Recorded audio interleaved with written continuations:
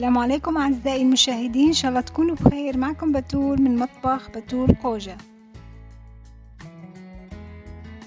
برحب فيكم من جديد وبرحب بكل المتابعين الجداد اللي انضموا للقناة.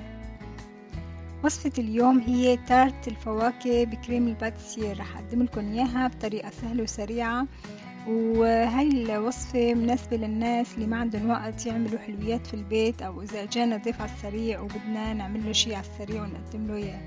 تابعوني للأخير عشان تذوقوا أطيب تارت بالفواكه.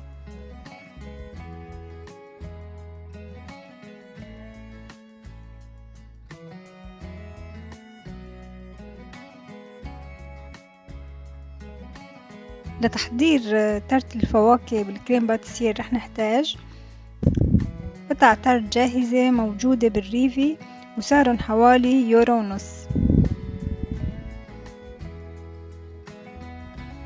وهي هي العلبة تبعيتهم. هاي العلبة موجود فيها 8 قطع. في عنا كمان 3 كاسات حليب، و3 فناجين طحين، و3 فناجين سكر، ورح نحتاج كمان 3 بيضات وزرف فانيليا. بالنسبة للفواكه حسب المتوفر عندكم أعزائي المشاهدين تستخدموا. أنا المتوفر عندي حاليا اللي هو الفريز والأناناس، وفي عندي التوت والكيوي. كل واحد بحب الفواكه اللي بحبها أو متوفرة عنده. بالنسبة لجل الفواكه هذا الجل رح نستخدمه مشان نحافظ على شكل الفواكه، ومشان كمان نعطيها لمعة. فيكن تستخدموا بديل عنه مربى المشمش، أكتر شي ممكن واحد يستخدمه. وهلأ رح نبلش بتحضير كريم الباتيسير. رح نحتاج نجيب كسرونة أو طنجرة عميقة، ورح نحط فيها الحليب، ورح نضيف لها السكر،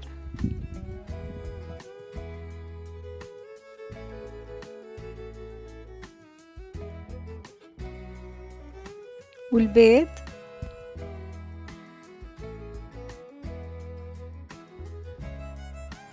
والطحين أو الدقيق الأبيض،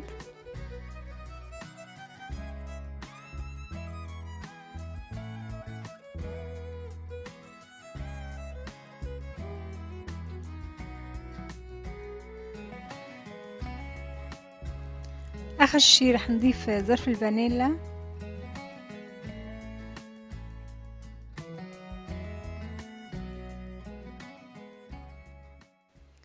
بدنا نخلط كل هالمكونات مع بعضهم بالمكسر منيح مثل ما لكم شايفين بالفيديو.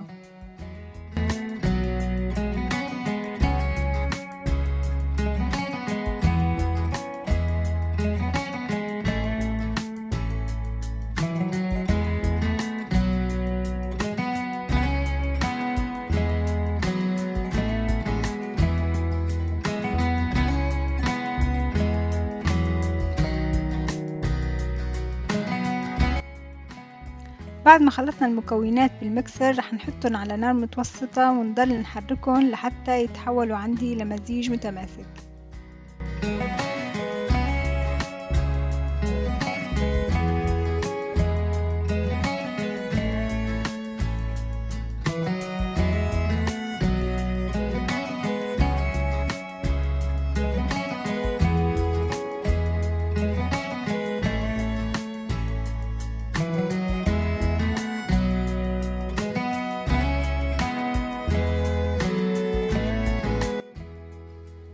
ضروري انه تضل ايدنا في الكريمة ونضل عم نحرك فيها لحتى تسمك معنا.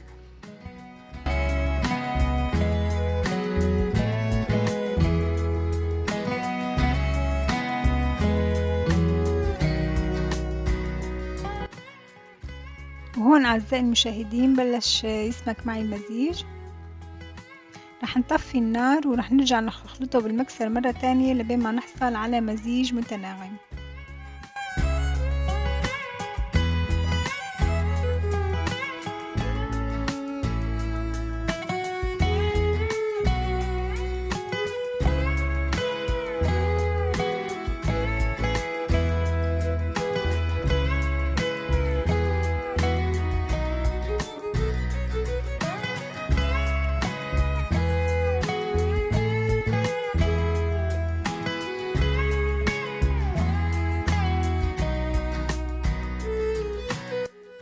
وهيك أعزائي المشاهدين صار عنا الكريم باتيسير جاهز. فينا طبعا نستخدمه مع عدة حلويات أو أكلات تانية.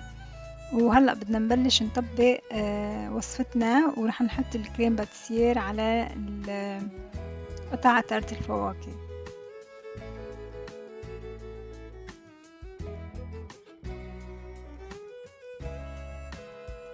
أنا بدي استخدم لتوزيع الكريم باتيسير كيس الكريمة مثل ما لكم شايفين، وفيكم توزعوا الكريمة بالطريقة اللي انتوا بتحبوها، اما تعملوه نفس الشكل اللي عم تشوفوه قدامكم، او تعملوا الشكل الثاني اللي بدنا نعمله بعد شوي، اللي هو رح نلف الكريمة بشكل التفافي او نعملها بهيك بشكل موعة صغيرة. هاي الشغلة بترجع لكم، يعني انتوا فيكم تزينوا بالطريقة اللي بتحبوها او بتلاقوها مناسبة.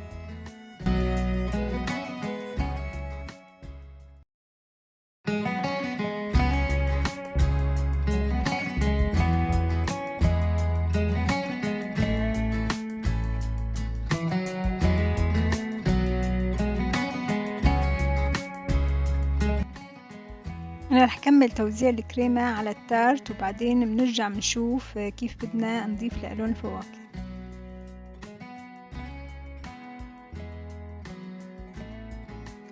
أنا خلصت توزيع الكريم باتيسير على التارت، وهلأ بدنا نوزع الفواكه. قطعت الفراولة بشكل حزوز رفيعة، وهلأ عم بضيفهم. طبعا مثل ما قلت لكم التزيين بيرجع لذوق كل شخص، بتحبوا تاخدوا نفس الطريقة اللي أنا عم بعملها، أو أنتوا بتحبوا تضيفوا لمساتكم، هذا الشي بيرجع لكم.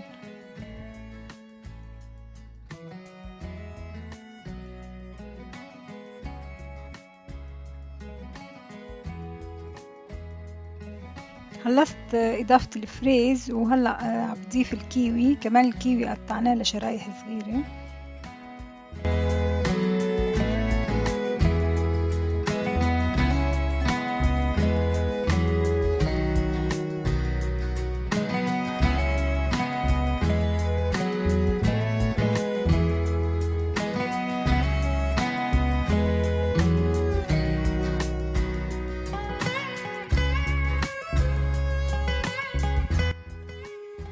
وهلأ بدنا نبلش بتوزيع الأناناس. الأناناس فيكم تستخدموا الأناناس المعلب، أو إذا في عندكم أناناس فريش كمان فيكم تستخدموه.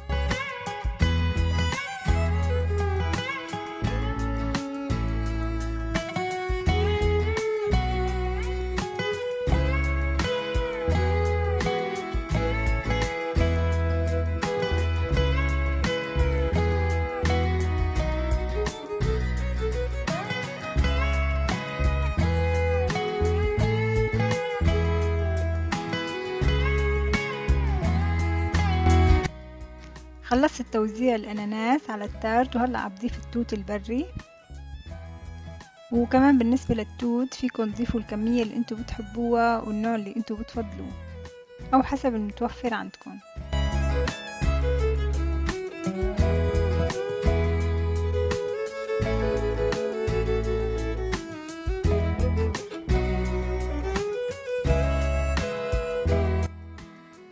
وهلأ بدي ادهن الفواكه بجل الفواكه. هذا الجل عبارة عن ظرف، وانا حليته بالعصير او المي، ومنغليه على النار مدة 10 دقايق او ربع ساعة، بنحصل على جل الفواكه.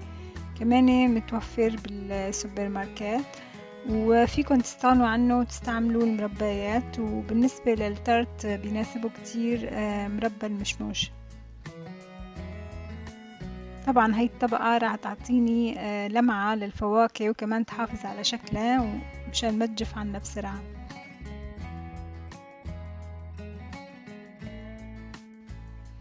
وهيك صارت عنا أعزائي المشاهدين وصفة اليوم جاهزة، تارت الفواكه بكريم الباتيسير. بتمنى أن تنال إعجابكم، وبتمنى أنكم تجربوها. وبالنسبة لعجينة التارت رح احط لكم كمان طريقة عجينة التارت. اللي ما متوفر عنده رقائق التارت الجاهزة فيه يعملها كمان هو في البيت. عجينة التارت من العجائن السهلة وكتير طيبة وخفيفة، وألف صحة وهنا.